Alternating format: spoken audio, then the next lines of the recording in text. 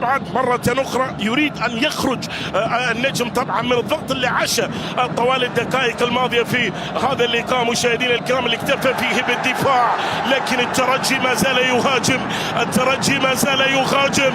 الله، باب السويقة حيث الترجي نبض، وحيث للأصفر والأحمر حكاية لا تشيخ، حكاية لا تشيخ. فريق باب السويقة يتقدم بالكلاسيكو.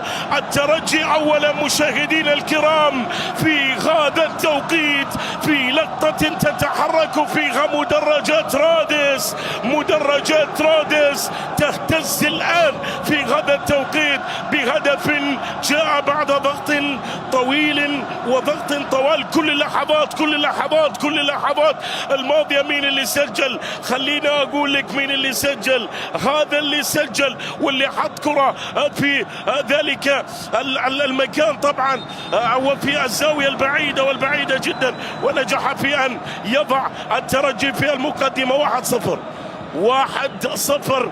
هكذا تأتي البداية للكلاسيكو مشاهدينا الكرام، هكذا تأتي 1-0 التقدم من خلال هذا اللقاء. والفرحة كبيرة طبعا الآن في مدرجات مع صبري بن حسن. هل ستكون الكلمة للبليلي أو صبري؟ البليلي وضايعة ضربة جزاء محمد يوسف. البليلي بعيدة للتقدم. البحث عن من؟ عن أشرف يتقدم، يحاول أشرف التمريرة، الكرة ما زالت ركلة جزاء. العرقلة، وبالتالي على مرأة طبعا من حكم المباراة الذي كان قريب جدا، وبالتالي ركلة جزاء تحتسب الآن. عزمي غومة اللاعب السابق للنادي. سنشاهد الآن اللقطة الأكثر إثارة في بداية الشوط الثاني. الله، النجم لا يموت في الكلاسيكو، النجم لا يموت في الكلاسيكو.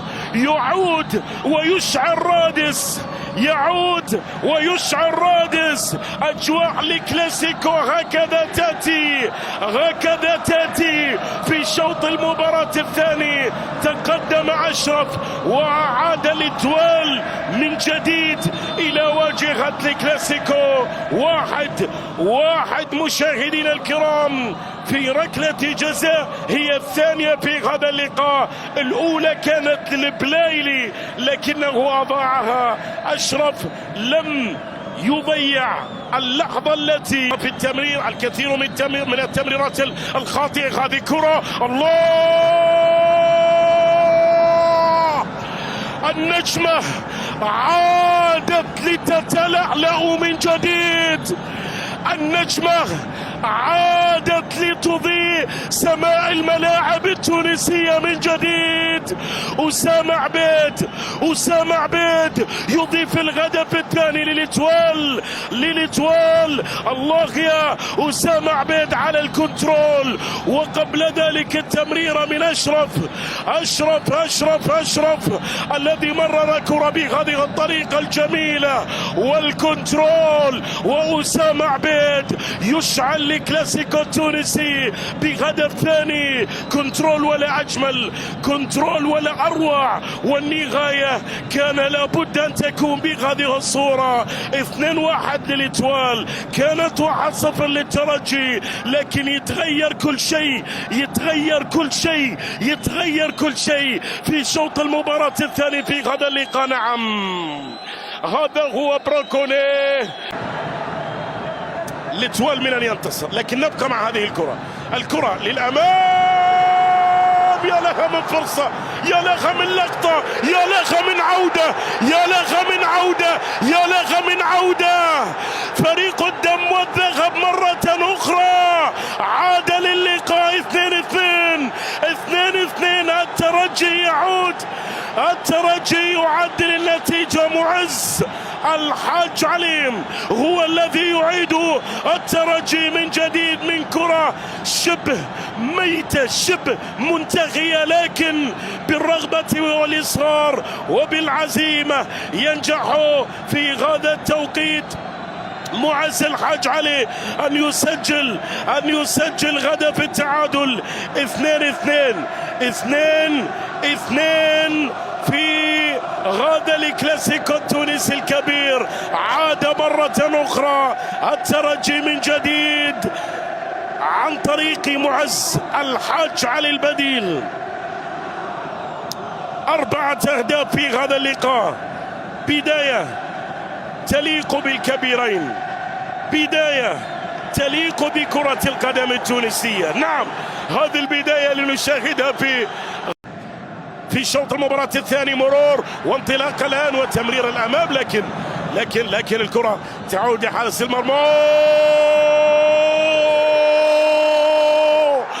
الخطأ ممنوع، الخطأ ممنوع، الخطأ ممنوع من قلب الكلاسيكو. شيخ الأندية يقول كلمته من قلب الكلاسيكو. شيخ الأندية الترجي يقول كلمته في خطأ فادح من حارس المرمى. صبري بن حسن يخطئ خطأ فادح في آخر 10 دقائق. معز الحاج علي يتألق يتوهج البديل بهدف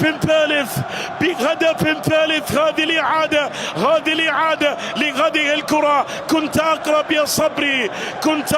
يا صبري، الخطأ مرفوض أمام معز الحاج علي أمام الترجي. الهدف الثالث يأتي، الهدف الثالث يسجل. 3-2. أخطأ في هذا التوقيت، أخطأ في هذا المكان. معز كان أقرب من أي وقت مضى، كان أقرب من أي لحظة مضت أمام هدف ثالث يسجل للترجي.